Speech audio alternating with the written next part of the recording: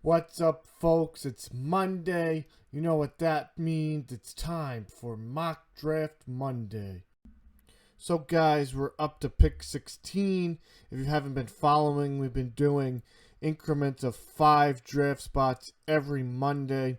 Falcons, to me, there's no discussion of what they need. They need an edge rusher and they need a big time.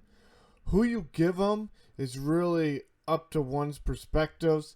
A lot of people like AJ Epinesa from Iowa. I personally like Yuta Gross-Matos. I think that he's a very good prospect, raw talent. I think he has a very good skill set. He's powerful. He's quick. I think that he could rise on people's draft boards. I'm going to have them taking him in this spot because he's just a guy that I'm very high on. Now, again, I don't think they take anything outside of edge, so it's either going to be one of these few guys, but I'm going to give him Gross-Matos here. Same thing with the Cowboys to me. I mean, the Cowboys have a very strong overall talent from top to bottom on their roster. One thing that they've been trying to get is a safety. They try to trade for Jamal Adams during the season. Don't think that's going to happen. I think that one of the guys they should really try to go after is Grant Delpit.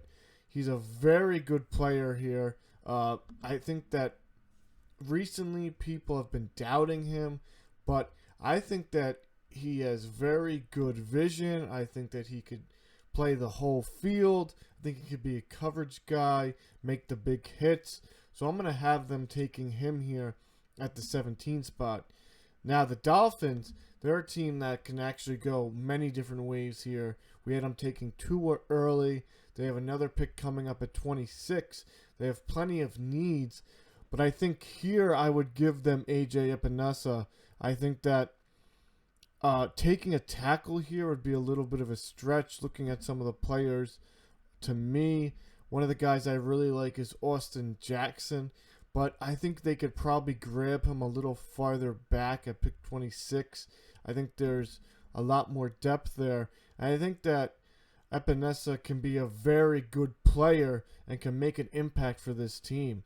And being at 18, that's probably a little lower than what some people would have him going to, but I think that's where he falls up and ends up with the Dolphins. Now, the Raiders, I had them taking Simmons with their first pick. He kind of fell into that spot based on where I was picking needs for other teams. I think now they got to go get a wide receiver. They've really been hurting in that position. Tyrell Williams, he's been good, but I don't think he's the answer as a true number one prospect, in my opinion. I think that they really need to go out and get some more weapons for this team.